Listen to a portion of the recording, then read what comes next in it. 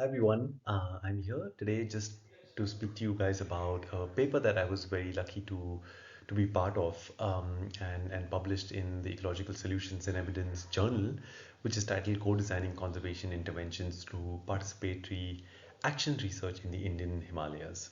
And here below is the list of all my wonderful co-authors. So, just a little bit about this paper. It really comes from the fact that across the globe there has been a lot of exclusionary conservation interventions, which are top down, centralized approaches to conservation, such as fortress conservation or fence and fine approaches that have been persisting for decades, which leads often to marginalization of people. This is a photo from central India where a local tribe has been asked to leave their homes because a protected area was set up. And because of some of these issues, there has been an emergence of community-based conservation. I know it's not as simple as that, but just as a broad overview. But community-based conservation, while it sounds good, isn't devoid of its own issues. And some of these are that these approaches may tend to homogenize communities. They're often conceived and implemented by outside agencies like NGOs that might be international or outside the space where we're working. And interestingly, there is an emphasis on the outcome rather than the process. I'm not to say that outcomes are not important, but equally important is the way those outcomes are achieved. So hence all of this makes us say that it's actually very important to think through meaningful participations of local communities when we're doing conservation. So I wanted to share with everybody two case studies that sort of highlight our approach of doing this, which is also highlighted in the paper. These are from Changthang. Changthang is the northern plateau. It's an area very high up. I think the average altitude here is 4,500 meters. It's up in northern India and also extends into Tibet in China. This is a map of where we worked. I know there's a lot going on this map, but all I want to show you is try to concentrate on the red area and the orange area. These are the two areas where we worked, and these belong to two different herding communities. So Changthang, as you can see in the lightest gray, is the region where the Changpa nomadic herders who rear livestock such as sheep and goat, local sheep and goat and yaks, live alongside really elusive wildlife like snow leopards, wolves, lynx, and multiple different ungulates. Um, and in Changthang, you have different Changpa communities. I think there's more than 20 different communities depending on how you define them, and they seasonally rotate. So they have summer pastures, winter pastures, autumn pastures, so on and so forth. So we work with Rupo, which is up in the orange in their summer area. Rupo is a subclan of the Changpas, and the Tazong herders, who are actually a subclan of the Korzok Changpas. But in there, for Korzok, we worked in their winter pasture and Rupsho in their summer pasture. Just a quick positionality. We all the authors work for an NGO called Nature Conservation Foundation, which is based in India, and we really were piggybacking on three things. We really believe in science informed, place-based, and contextually appropriate conservation. We also believe in this concept of Ladakh Pashmina, which is locally sourced cashmere, because here in Changthang you have Changra goats that have these cashmere fiber, and the idea is that we want to continue this local traditionally important economy while ensuring that it is and stays in harmony with the ecology and doesn't just become one of many products that goes into the global market. So it has a cultural and an ecological identity. And last but not least, we try to work with our community partners, uh, removing as much as possible the donor recipient kind of relationship, but truly working as partners with them. To start off with the story of Rupsho, which is the summer area, Rupsho community is a community that has many different conservation organizations working there. But often when these organizations come there, they come with their own ideas, right? One of the main things that happens in these areas is depredation of livestock. And people come with their ideas of how to make corrals or do something. But first we had a discussion with the Rupo holders, and there was multiple discussions, and these took a shape of a focus group discussion, but not just randomly, It's always nice to have good conversations generally about things. But when we were having these focus group discussions, we really were keeping four things in mind. What was the rationale of having this? So it was really to understand impacts of wildlife on the herders and how what can we do about it. We really played a role where we were facilitating conversations. So our folks were not really leading the conversations. As you can see, there's a guy sitting in the center of the photo, Dorje, my colleague. He's part of the conversation. He's not really against sort of standing in front and dictating. He was more facilitating conversation. So locals can speak up about what they think. Be aware of biases. As you can see in this photo as well, there's mostly men herders that we were engaging with, but that's something that we didn't do much on the time when we were there, but something to think about into the future. And after all these focus group discussions were done, we went back and had a debrief about what we learned from it and what we can act upon. So very interestingly, this way of conducting the focus group discussions with the community, and we did almost 7, 8 before we arrived at anything, we came up with a co-designed and new structure of a corral. So corral are these livestock pens. What interestingly happens in Rupsho is that during the summer, the Pashmina goats are kept out in the open by the herders in these flat areas, as you can see. But because there's a lot of climate change occurring in these areas and it's more pronounced in these areas, there is a lot more rain now in the summer. As you can see, this is a dry area, so rain is very minimal. But that rain, what that does is it results in these livestock getting very irritated and they go to the hills nearby, as you can see in the photo, to take shelter from the rain. And when that happens, that's when the wolves, snow leopards, and lynx come and eat the livestock. So then this is what emerged from these discussions.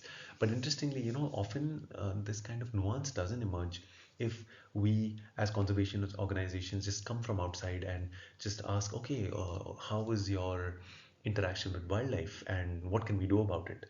Then people may not feel comfortable to share things like this if we already start giving solutions to them. So we really believe local people understand the situation best. They often have the solutions, but maybe not the means to implement them. And what the people then said is, what we need is a very basic summer corral, nothing fancy, just a fence, as you can see here, which is 6 foot off the ground and keeps livestock inside. And honestly, first we were very uncomfortable with that because we know from some of our research in Mongolia that snow leopards can jump more than 10 feet. So we were uncomfortable with the fact that only a 6 foot fence would maybe allow the snow leopard to come into the corrals. But that's where the local people said, actually this corral is not really about keeping the predator out like most corrals are predator-proof corrals. It's really about keeping the livestock in. And what that means is because there is this distance, a flat area between the mountains and where the livestock is, if at all a predator comes towards the livestock and jumps into this corral, there are shepherd dogs that would stop them from coming in. So that is not the problem. And I think that's a very subtle, amazing learning that came from this, where people took ownership of their relationship with the predator. And to me, that is what really conservation is. And in this case, it was just a very simple structure that results in that. The picture on the right also is just to show that whatever we do with our partner communities, we always have a paper trail accounting for what's been done, and it's often in the local language. This is what a summer corral looks like, and this has been tremendously successful. In fact, we've done about 30 different corrals in Rupsho community, and we have about 20 more to go. So every year we do about 7 to 10. And the great thing about this is that it's not only a co-designed intervention, it's also something that we do both in partnership. So the base of this is something the community does. They get the rocks, they build that, so all the labor costs they bear, and we bear the cost of the material that you see here, because that's something they cannot access in these remote areas, and that's gotten from Leh, the town center. Another quick story is from Tazong, which is about these community researchers. If you remember from the map, Tazong is the winter pasture of the Korzok Changpa herders, and it's a super remote pasture, very close to the China border, with no road access, almost no road access. I mean, there's some off-roading access depending on which vehicle slash animal you may use. And this area has very, very harsh winters. And about 3 years ago, it faced a very dry but very cold winter, which resulted in huge livestock deaths. Almost 2,000 livestock dying over like the course of 2, 3 days, basically. and this was a huge disaster for the herders. And we wanted to do something about it, and so did the herders. But we before we could do anything, because this is a place where we haven't worked previously, we decided to have a meeting.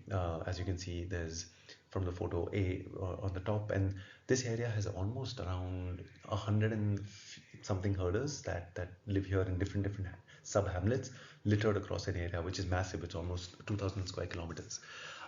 And lots of people had different thoughts as to why the livestock died. Some people had a more direct thought about, okay, it was just cold, not enough for them to eat. Some other people said, no, no, actually, because of the cold, there was a lot more premature babies that were born, and then the mothers died because of that. Some other people said, oh no, the cold actually meant that it was easier for the wolves and snow leopards to get them. So lots of different reasons. And then we were very honest to say, hey, before we actually do an intervention with you guys together here, we actually need to understand what is truly resulting in the loss of livestock. And then they came up with this idea that why would we as researchers, and we were a team of 4 people, do this across such a vast area and such a long period of time, because winter lasts here for almost 6 months. So they said they would actually collect the data for us, and then based on that data we can see what the issues are, and then we can work upon it. And that was really good, and that's something that we negotiated together. In fact, we went on to say that something that we would like them to collect, if they're okay with, is also wildlife presence in these areas, because we actually don't know much about wildlife in these areas at all. And I think what was really interesting and key in this case study was that we didn't let our background of being researchers, most of us were researchers, let us make these tables or data sheets for them to put data in. But as you can see from the picture C, sorry, it's not the best, I guess, in my video, we really let them write it free flowing in their language of choice and their medium of choice. So some people wrote it in English, but often almost wrote it in Bhoti, which is the local language. And some people had extensive descriptions of their day and how their livestock was lost and what was the reason and what animals they saw. And others really were very precise. On a Sunday, 6th of March, 2 died because of attack by snow leopards. So I think that really gives ownership to these people. And based on this data, we got some really wonderful results. I won't bore you with too much detail here, but let's go from the top left, which is A, where we split the data into 3 months of peak winter, December, January, February, and each bar is a factor that has contributed to the loss of livestock in total. As you can see, in the peak winter months, it's really wolves that are killing livestock the most. But there's also contribution from malnutrition and weather related things. So very cold weather resulting in losses. And many of these reasons are not necessarily mutually exclusive. They are interacting together. But in the spring, as you can see, already the total number of losses are lesser in the spring compared to the winter. So that's something that we can pick up from graph A. From graph B, actually, is very interesting. You can see that kid mortality, for goat kids mortality, is super high, and it's in fact because of premature kids being born. So that could be because of some disease that's there, or just that there's so much stress on the birthing females. And this is super important because these are Changra rearing herders, as I said, for the Kashmir, and it's only the goats that get the Kashmir. So clearly, there is weather-related factors. And last but not least is graph C, which is at the bottom, which is just the sighting of animals. And you can see these are divided into carnivores, herbivores, and birds. So wolves were sighted most frequently in terms of being in carnivores. Blue sheep were the most frequently sighted herbivore, and there were just 2 birds that people cited. But here already we can see the role of different biases. For the birds there were just 2, but there's so many species of birds and even other species of mammals that didn't pop up in the data. So it really shows uh, that participatory data collection is very powerful, but it isn't devoid of its biases.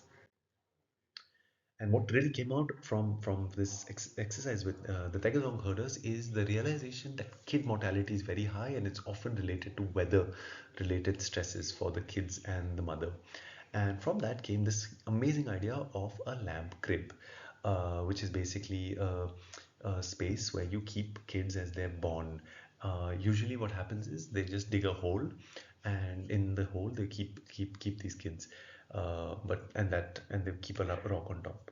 But the idea came from the herders that if we had a biggish a lamb crib which is divided into three parts, it could be kept warm with pieces of dung or bag full of wool, and it would go increasing in size. So it's 3 by 3 on the left, then 4 by 4 and 5 by 5. The idea is the kid when it's born goes into 3 by 3, when it's slightly bigger into 4 by 4, then 5 by 5, and then when it's ready to walk and go out into the world, then it comes out of the lamb crib. And this is a design that was conceptualized by Sonam Gyatso, who's in the middle. So I just wanted to end this presentation by saying that these two case studies help us see how we can operationalize participation meaningfully. And there is a schematic or a framework that I would love to put in front of you guys to take away. There is something called the partners principles. These are a set of principles. It's an acronym standing for presence, aptness, respect, transparency, negotiation, empathy, responsiveness, and strategic support, which are principles that teach us how we can work with local communities. But then there is another concept called the Trinity of Voice, which talks about how you can meaningfully operationalize participation, which really talks about how you have to have meaningful access to a space and standing to the local communities that you're working with, such that they can have meaningful influence in decision making and discussions.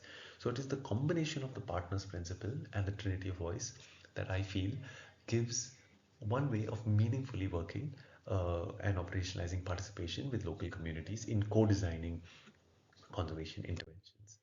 And you can read a lot more about this in our paper that's published in Ecological Solutions and Evidence as a practice insight in the special issue of co-design projects in ecological research and participate and practice.